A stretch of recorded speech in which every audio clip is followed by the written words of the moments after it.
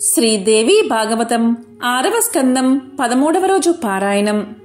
వ్యాసుడు జనమేజయుడికి దేవీ భాగవతాన్ని ఇలా వివరిస్తున్నాడు. ఏకవీరుడు. ఒకరోజు ఏకవీరుడు అనే అతను వేటకి వెళ్ళాడు. ఆ అడవిలో ఒక అందమైన కన్య ఏడుస్తూ కనిపించింది. ఏకవీరుడు ఆమె దుఃఖానికి కారణాన్ని అడిగాడు. ఆమె ఇలా చెప్పింది: రాజా, నా పేరు యశోవతి. రైభ్యుడికి మంత్రి నా తండ్రి. రైభ్యరాజు కూతురు ఏకావలి నేను కలిసి గంగా స్నానానికి వచ్చాం. ఇక్కడ కాలకేతుడు అనే రాక్షసుడు మా ఇద్దరిని అపహరించాడు. అతన్ని వివాహం చేసుకోవాల్సిందిగా ఏకావలిని కోరాడు. ఆమె హైహయుడు అనే ఏకవీరుణ్ణి తప్ప మరెవరిని మనువాడును అనడంతో ఆ రాక్షసుడు ఈ యువతల్ని తన స్థావరంలో బంధించాడు. దేవీ మంత్రమెరిగిన యశోవతి జపం చేసుకుంటూ ఉండగా ఓ రాత్రి కలలో దేవి దర్శనమిచ్చింది.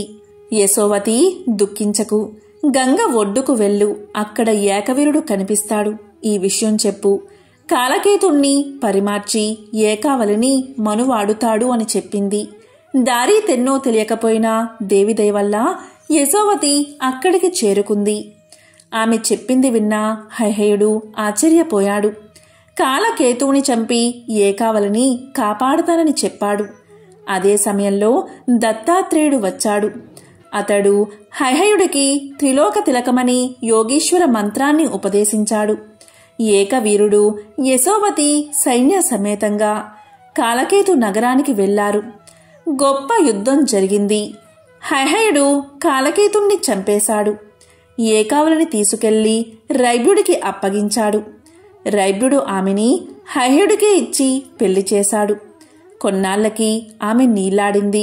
కృతవీర్యుడు అనే కొడుకును కంది. కృతవీర్యుడి కొడుకే కార్తవీర్యుడు. ఇది హైహయుల కథ అని చెప్పాడు వ్యాసుడు. విన్నాడు జనమేజయుడు, నిట్టూర్చాడు.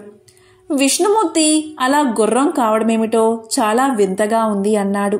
దానికి వ్యాసుడు నవ్వాడు. అవును, అంతా మాయాదీనం. ఓసారి ఇలాంటి ప్రశ్నే వేశాను నారదుణ్ణి. నారదుడు చెప్పింది నీకు చెబుతాను విను అంటూ వ్యాసుడు ఇలా చెప్పసాగాడు. పర్వత నారదులు. ఒకప్పుడు నారదుడు పర్వతుడు కలిసి భారతంలో విహరించసాగారు. వాళ్ళిద్దరూ ఒక ఒప్పందానికి వచ్చారు. దాని ప్రకారం ఒకరి మనసులో మాట మరొకరి దగ్గర దాచకూడదు. రెండవ వాడికి చెప్పి తీరాలి. అంతలో వానాకాలం రావడంతో సంజయుడు అనే రాజు పట్నానికి చేరుకున్నారు వారిద్దరూ. వాళ్ళు అక్కడే చాతుర్మాస్య వ్రతం చేసుకోవాలి అనుకున్నారు. ఆ రాజు కూతురు దమయంతి చక్కని చుక్క. ఆమెను వారి సేవలకు నియమించాడు రాజు. ఆ దమయంతి నారదుణ్ణి వలచింది. నారదుడు కూడా ఆమెపై మనసు పడ్డాడు. ఆమె నారదుడి సేవలో పక్షపాతం చూపించడం ప్రారంభించింది. గుర్తించాడు పర్వతుడు. నారదా, మన మధ్య రహస్యాలు ఉండకూడదనుకున్నాం కదా, నాకేదో సందేహంగా ఉంది. ఆ పిల్ల నువ్వు గాడిలో పడుతున్నట్టున్నారు అని అడిగాడు పర్వతుడు. నారదుడు సంకోచిస్తూనే అవును అన్నాడు. ఒప్పందం తప్పావు. అడిగితే కాని మనసులో మాట చెప్పలేదు నువ్వు. నీ ముఖం కోతిముఖం అయిపోవాలి అని శపించాడు పర్వతుడు. దానికి నారదుడు, పర్వత, స్వర్గాధికారం లేకుండా నువ్వు నరకంలోనే పడి ఉండు అని ఎదురు శాపం పెట్టాడు. పర్వతుడు వెళ్ళిపోయాడు. దమయంతి నారదులు మరింత స్వేచ్ఛగా మసలసాగారు. అతని కోతిముఖం వల్ల ఆమెలో ప్రేమ రవ్వంత తగ్గలేదు.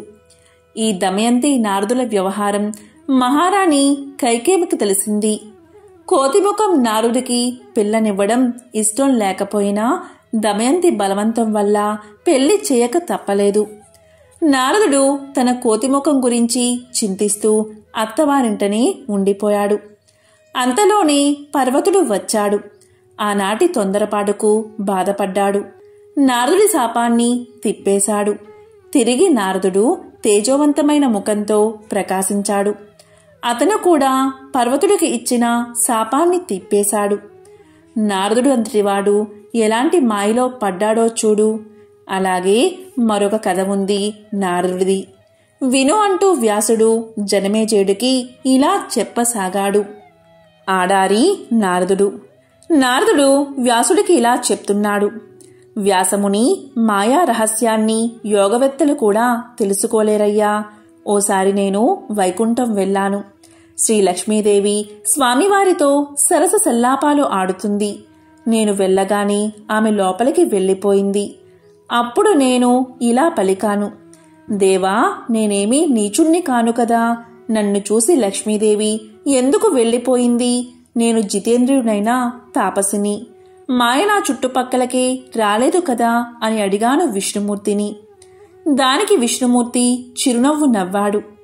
మాయా నా దగ్గరకు రాలేదు అని ఇంకెప్పుడు ఎవరితోనూ అనకు నారదా, ఆమె అజయ్య అన్నాడు. దానికి నారదుడు ఒప్పుకోలేదు. మాయాశక్తిని చూస్తావా అని అడిగాడు విష్ణువు. చూపించమన్నాడు నారదుడు. వెంటనే విష్ణువు గరుడ వాహనం మీద నారదుణ్ణి కన్యాకుబ్జా నగరం వద్దకు తీసుకెళ్లాడు. అక్కడ పెద్ద సరోవరం ఉంది. నారదా, ఇక్కడ స్నానం చేసి తర్వాత పట్టణంలోకి వెళదాం. ముందు నువ్వు స్నానం చెయ్యి అన్నాడు విష్ణువు. వీణ, లేడి చర్మము విష్ణువుకు అప్పగించి స్నానానికి దిగాడు నారదుడు. ఒక్క మునుగు మునిగి లేచాడంతే ఆడదానిగా మారిపోయాడు నారదుడు.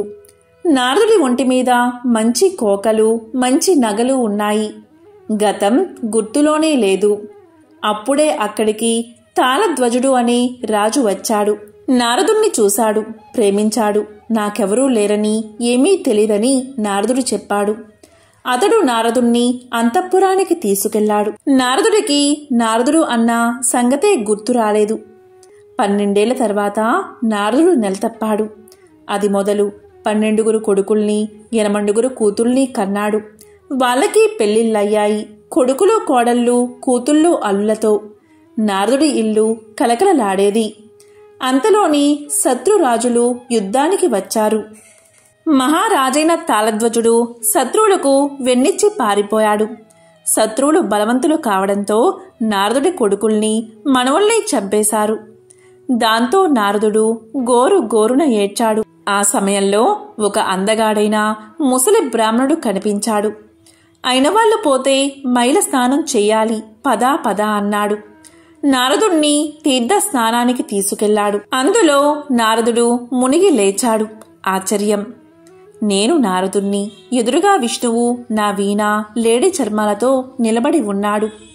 మాయ నీ చుట్టుపక్కలకే రాదన్నావు కదా నారదా అంటూ మందహాసం చేశాడు. ఆ మహామాయ లీలలు అతి చిత్రాలు. జరిగింది అర్థమయ్యింది నారదుడికి. సిగ్గు పడిపోతూనే బ్రహ్మలోకం చేరుకున్నాడు. మాయని గెలవడం ఎలాగా అని అడిగాడు నా తండ్రిని, అంటే బ్రహ్మను. భగవతిని ధ్యానించడం తప్ప మార్గం లేదన్నాడు బ్రహ్మ. అంటూ వ్యాసుడు ఇలా చెప్తున్నాడు. అలా చెప్పాడు నాకు నారదుడు. కాబట్టి జనమేజయ, మాయా పాఠశాల నుంచి తప్పించుకోవాలి అంటే భగవతినే ఆరాధించాలి. ఈ దేవీ భాగవతం అన్ని పురాణాల సారం, వేదాలతో సమానం, ప్రమాణ గ్రంథం. దీన్ని చదివినా విన్నా జ్ఞానం కలుగుతుంది, ధనధాన్యాలు కలుగుతాయి, కైవల్యం అభిస్తుంది అన్నాడు వ్యాస మహర్షి. శ్రీదేవి భాగవతం 7వ స్కందం. చంద్రవంశం, సూర్యవంశం. సూతుడు ఇలా చెప్తున్నాడు. మహామునులారా, ఈ అనంతరం జనమేజయుడు సూర్యవంశం, చంద్రవంశరాజుల కథ విస్తరంగా వినిపించమని కోరాడు. అతని కోరికను అనుసరించి వ్యాసులవారు ఇలా చెప్పారు. ఆ 2 వంశాలైన మాటేమిటి, ఇతర వంశరాజుల కథ కూడా చెబుతాను విను. శ్రీ మహావిష్ణువు నాభికమనంలో బ్రహ్మ పుట్టాడు. అతడు జగదంబను ఉపాసించి ఆమె వరంతో సృష్టి సాగించాడు. కాని మానవులను సృష్టించడం మాత్రం అతనికి సాధ్యం కాలేదు. తరువాత ఎంతకాలమో తపస్సు చేసి మరీచి, అంగీరసుడు, అత్రి, వశిష్ఠుడు, పులహుడు, క్రతువు, పులస్త్యుడు అనే 7 మానసపుత్రుల్ని కన్నాడు బ్రహ్మ. అతని రోషంలోంచి రుద్రుడు, ఒడిలోంచి నారదుడు, వ్రేలిలోంచి దక్షుడు, అలాగే సనకాదులు జన్మించారు. అతని ఎడమ వేలి నుంచి విరిని పుట్టింది. ఆమె దక్షుడి భార్య అయ్యింది. ఆమెని అసిక్ని అని కూడా పిలుస్తారు. నారదుడు ఆ అసిక్ని గర్భానే పుట్టాడు. నారదుడు క్షమించాలి మధ్యలో కలగజేసుకున్నాడు జనమేజయుడు. నారదుడు బ్రహ్మకు మానసపుత్రుడు కదా, మరతను అసిక్నికి గర్భాన పడ్డమేమిటి అన్నాడు జనమేజయుడు. మంచి ప్రశ్నే అడిగావు. దక్ష ప్రజాపతిని ప్రజాసృష్టి చేయమన్నాడు బ్రహ్మ. ఆ ఆదేశం ప్రకారం దక్షుడి వీరుని యందు 5,000 మంది కొడుకుల్ని కన్నాడు. ఆ 5,000 మంది కూడా ప్రజాసృష్టిలో లీనమయ్యారు. అప్పుడు బ్రహ్మ మానస పుత్రుడైన నారదుడు వాళ్ళని పరిహసించాడు. ఇష్టం వచ్చినట్లు కనిపారేస్తే ఎలాగా? ఇంకా ఇలా అయితే ఈ భూమి పడుతుందో పట్టదో తెలుసుకోవాలి కదా. అంచేత ముందు భూమి విస్తీర్ణం తెలుసుకుని తరువాత ప్రజోత్పత్తి చెయ్యండి అన్నాడు. నిజమే సుమా అనుకుని భూమి అంతు కనుక్కోవడానికి 4 దిక్కులా వెళ్ళిపోయారు వాళ్ళు. దక్షుడి పరిణామానికి కొద్దిగా బాధపడ్డాడు. అంతలోనే తేరుకుని మళ్లీ కొడుకుల్ని కన్నాడు. వాళ్ళు ప్రజాసృష్టికి నడుం కట్టారు. నారదుడు మరలా నవ్వాడు. ముందు స్థలమెంతుందో తెలుసుకుని దానికి సరిపడా కనండి. భూమి కన్నా జనాభా పెరిగిపోతే ఎంత కష్టం అన్నాడు. వాళ్ళు కూడా నారదుడు చెప్పింది సబమే అన్నారు. భూమి విస్తీర్ణం తెలుసుకుంటామని వెళ్ళిపోయారు. మండుకొచ్చింది దక్షుడికి. నా కొడుకుని మతివిరిచి నా నిర్ణయాలన్నీ నాశనం చేశావు. నువ్వును నాశనం అయిపోతావు. నీ పాపానికి కాను గర్భ నరకం అనుభవిస్తావు. నా కొడుకువై పుడతావు అని శపించాడు నారదుణ్ణి.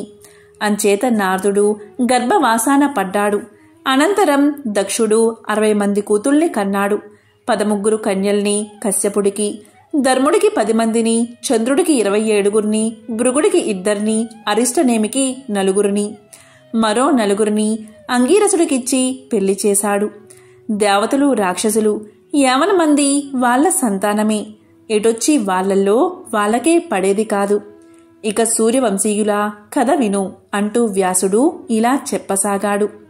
దక్షుడి కూతుళ్ళు 13 పెళ్లాడిన కశ్యపుడు ఆ స్త్రీల యందు దేవతలు, రాక్షసులు, యక్షులు, నాగులు, పశువులు, పక్షుల్ని కన్నాడు. అందుకే ఈ సృష్టిని కాశ్యపేయ సృష్టి అంటారు. కశ్యప సంతానమైన ఆ దేవతలందరిలోనూ శ్రేష్ఠుడు సూర్యుడు. అతన్ని వివస్వంతుడు అంటారు. అతని కొడుకు వైవస్వతుడు. మొట్టమొదటి మనువు అతడు. అతనికి ఇక్ష్వాకుడు పుట్టాడు. అతనికి నాభాగుడు, దృష్టుడు, సర్యాతి, అరిష్మంతుడు, ప్రాంశువు, శృగువు, కరుషుడు, పలషద్ముడు అని 80 తమ్ములు. ఆ అన్నదమ్ముల్లో ఇక్ష్వాకుడికి 100 మంది కొడుకులు పుట్టారు. పెద్దవాడు వికుక్షి. నాభాగుడికి అంబీరషుడు పుట్టాడు. దృష్టుడికి దార్షుడు, సర్యాతికి అనర్థకుడు కలిగారు. సర్యాతి కూతురు సుకన్య. ఆమె అందుడైన చ్యవనముణ్ణి మనువాడింది. అదెలా జరిగింది? సుకన్యకి ఏమీ లోపమని అలా అందుణ్ణి కట్టుకుంది. ఆమె జీవితం ఎలా సాగింది అడిగాడు జనమేజయుడు. చెప్పసాగాడు వ్యాసుడు. సర్యాతి పట్టణానికి సమీపంలో ఒక మనోహరమైన వనంలో ఒక సరోవరం ఉండేది. అక్కడే చ్యవనుడు ఘోర తపస్సులో ఉన్నాడు. అతని మీద పుట్టలు లేచిపోయి ఉన్నాయి అంటూ వ్యాసుడు కథను చెప్పసాగాడు. శ్రీదేవి భాగవతం 7వ స్కందం 13వ రోజు పారాయణం సంపూర్ణం.